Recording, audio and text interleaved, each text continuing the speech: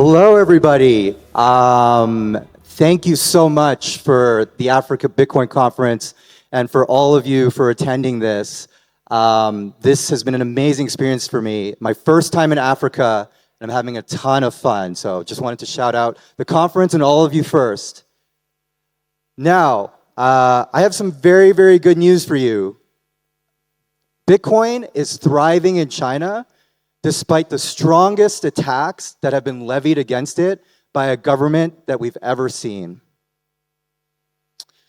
So some of you may know a little bit about the Chinese technical surveillance state. China is a country with the most security cameras per person. In fact, there is one security camera for every 2 people in China. And that's backed up with advanced facial recognition that recognizes whether or not you're jaywalking in the street or anything else. China is also able to develop infrastructure and controls companies that, for example, develop 5G standards like Huawei.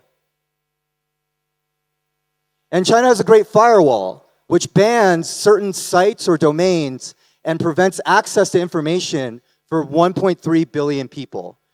This is all this to say that China is a very formidable adversary and a country that has both built the surveillance state and has tried to implement and attack Bitcoin in multiple ways. So just to reiterate, those are kind of the surveillance state points that we just talked about. And now I want to talk a little bit about how that surveillance state was trained onto Bitcoin specifically. You know, everybody always has that meme. They're like, you know, how many times has China banned Bitcoin? I wrote a book on this, and I've actually also lost count as well. You know, can Bitcoin be banned even more, right? And my answer to you is yes, but also there's a lot of hope because a lot of the restrictions did not work. So what actually really happened? So first, you know, the Chinese party state tried to get banks to stop using Bitcoin, but that doesn't matter because Bitcoin was never built for the banks in the first place.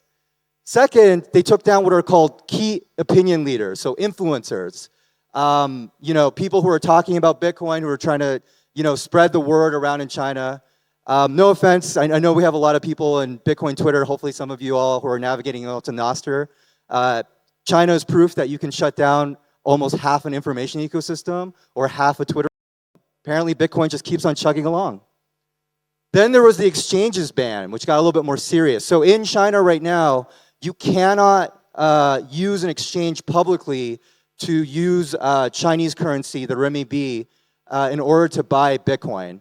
And people have been arrested for this in China.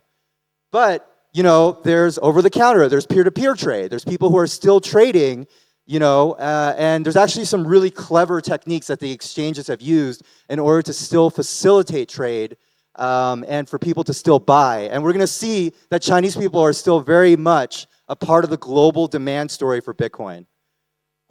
Then there was law enforcement for trading. So like I mentioned, there were multiple people who were arrested, some of them for 7 or 8 years for running OTC desks, over-the-counter trading desks, which are kind of like private banking trading for Bitcoin, separate from exchanges.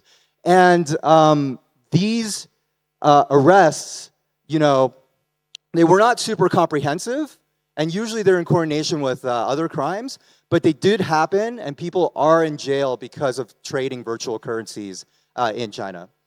And then finally, you know, I don't know if all of you are familiar with Damus.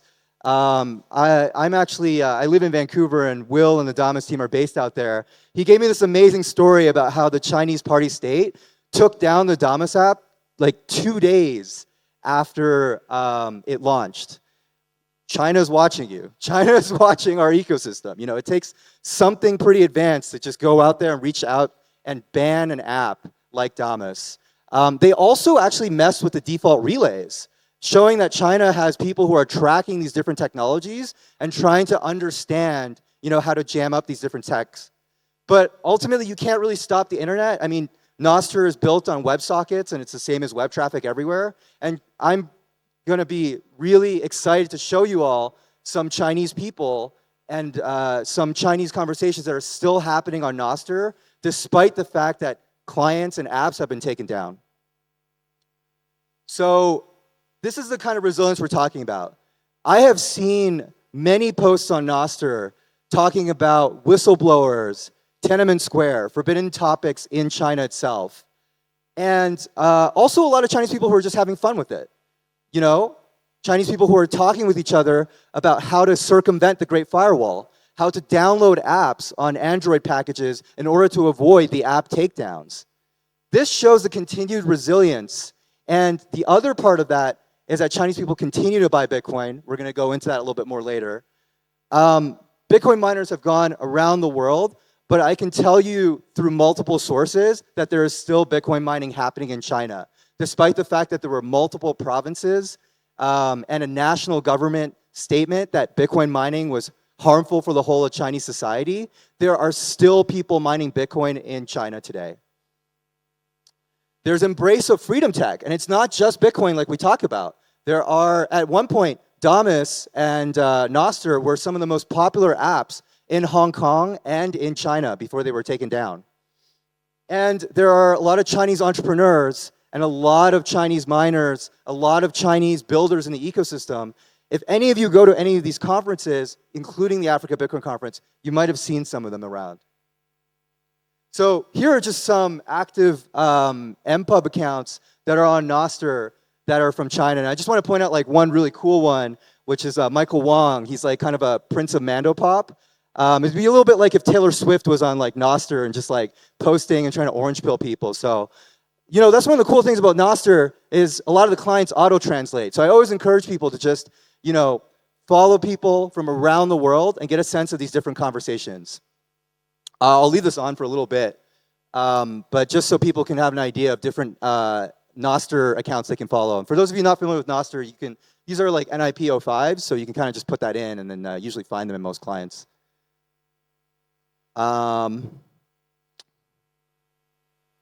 Nice. So what's the current state? What's going on? There's a lot of trading-focused conversations, but there's also quite a bit of Bitcoin maxis that are present on Nostr in China. We talked a little bit about the trading ban and everything like that, but there's still a lot of Chinese people buying Bitcoin to this day, and the way they do it is through these over-the-counter trading desks or through peer-to-peer trade. And just to show kind of this quantitative data for that, you know, this is the amount of total Chinese transactions based off of China-based over-the-counters. And as you can see, since the bans in 2021, which were the exchange ban and the mining ban, there's only been more steady increase. And with the current Chinese economic downturn, more and more Chinese people every day are turning to Bitcoin or Tether. I mean, to be honest, a lot of Tether as well, but anyways. So what about the geopolitics of it? How do we go through the global game theory of it?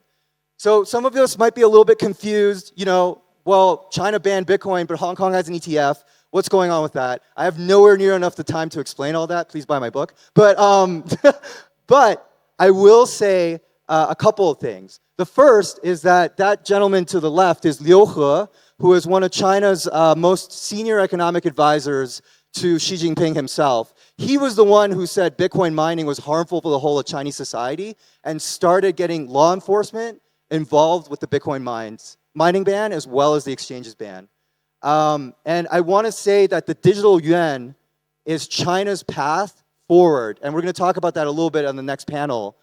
But that both the contrast of the Hong Kong ETFs, which are a custodied solution, which rely on regulated exchanges in Hong Kong, and the contrast of Hong Kong debanking protesters and using, you know, mechanisms of control to squash dissent, show that this contrast is not something that is, you know, principled or ideological, that China or Hong Kong are not aligned in terms of Bitcoin, but they are aligned in terms of control and state control mechanisms that could possibly capture Bitcoin. So I do want to warn, you know, all of us in this room. I think we all have a responsibility to really be on top of this. You know, I know there's a lot of fans of the ETFs, and a lot of the fans of the number go up, and I love the price going up too. But as we're talking about states, you know, as they're considering what to do with Bitcoin and everything like that, I hope that we can remember the principles of freedom, decentralization, human rights, and individual liberty that have brought these technologies forth in the first place.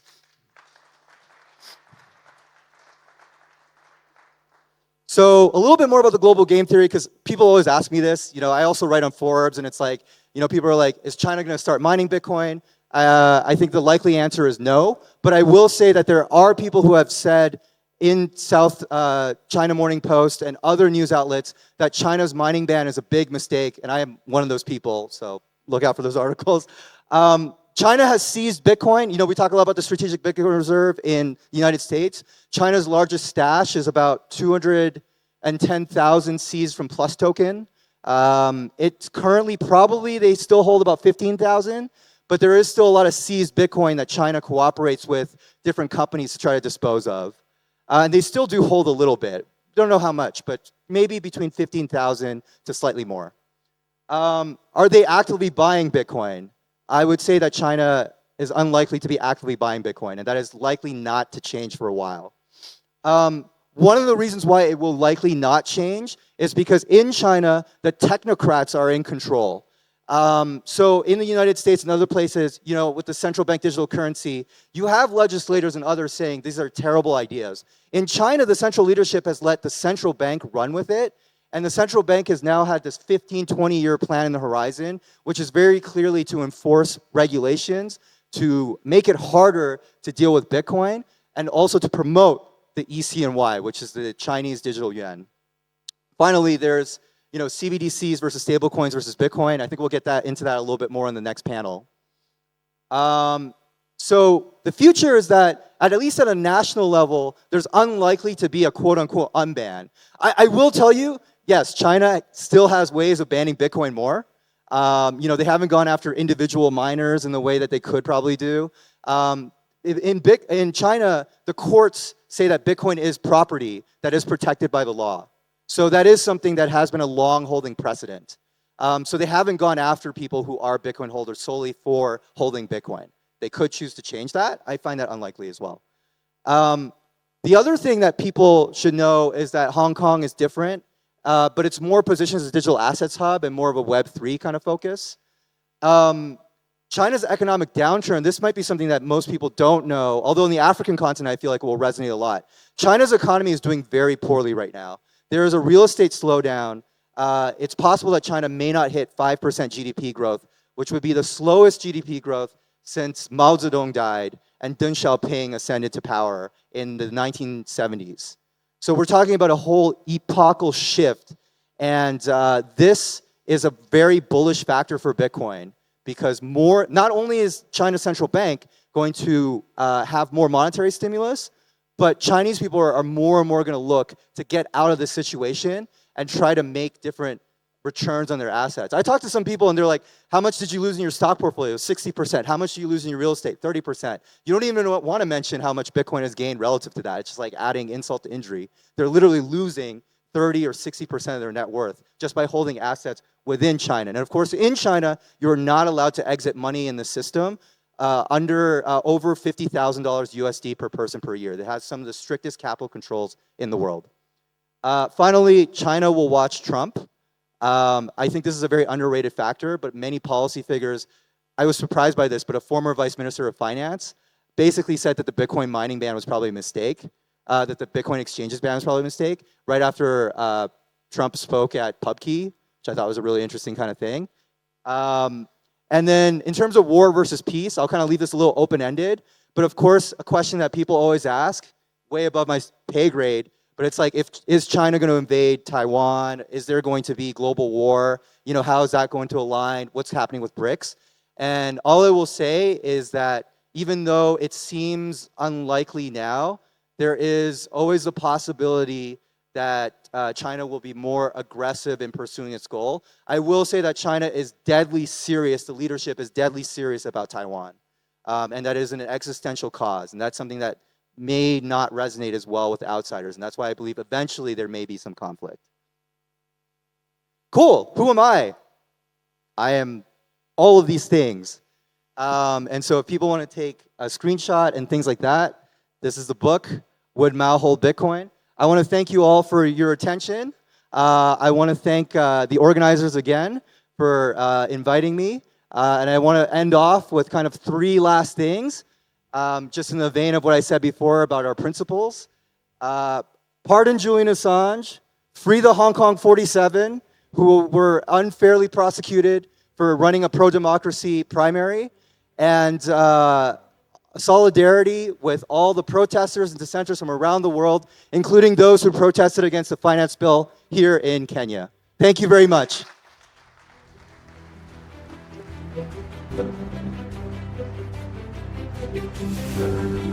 All right, now I think I just like sit here because I'm doing a panel right after, so.